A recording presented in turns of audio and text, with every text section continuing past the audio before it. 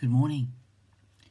Just another glance at Isaiah 11 and this wonderful passage which foretells what the great 1,000-year reign of Jesus, what life will be like when the Messiah's kingdom is fully revealed and established. This is that for which the whole of creation has been yearning, as Paul describes in Romans 8 when he says the whole of creation is longing for the revelation of the sons of men, sons of God. And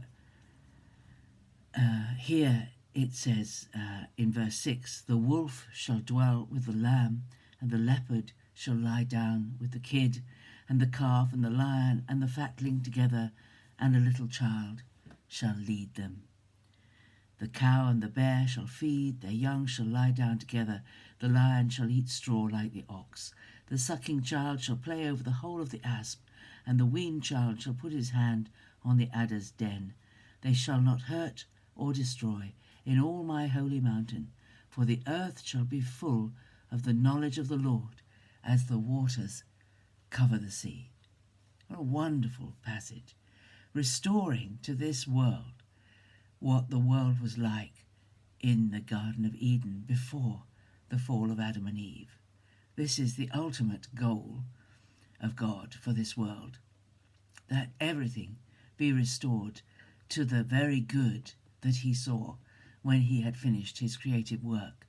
At the end of the sixth day in Genesis 1 it says, and he looked and he saw it was very good. Everything that God made was very good. And there was not intended in this world to be the terrible prey and eating of one another of the majority of the animals on this earth. It will be reverted. It will be this amazing picture of a small child walking in amongst lions and calves together. All this amazing things. There are hints of it, still. If you go to YouTube and you look at unusual animal friendships, or there are people who have filmed the occasional moment when a lion has protected a young calf of one of its, what would normally be one of its prey, and we've no idea why it does it. We have had instances of wolves rescuing babies and children, and there is something in the natural world that seems to respond to the very young of another species, and you can see it in some of these wonderful films that people have made when they have been surprised by a foretaste of this picture that Isaiah gives us, when Jesus will reign in righteousness and faithfulness, as verse 5 of this chapter 11 says, and when all this wonderful restoration of peace in the very fabric of the way that the earth is put together. Let's just read that verse in Romans 8, which says, Romans 8:19, for the creation waits with eager longing for the revealing of the sons of God. For the creation was subjected to futility, not of its own will, but by the will of him who subjected it, in hope, because the creation itself will be set free from its bondage to decay and obtain the glorious liberty of the children of God. We know that the whole creation has been groaning in travail together until now, and not only the creation but we ourselves, groaning inwardly as we wait for the adoption as sons. But this idea that the creation itself will be set free from its bondage to decay.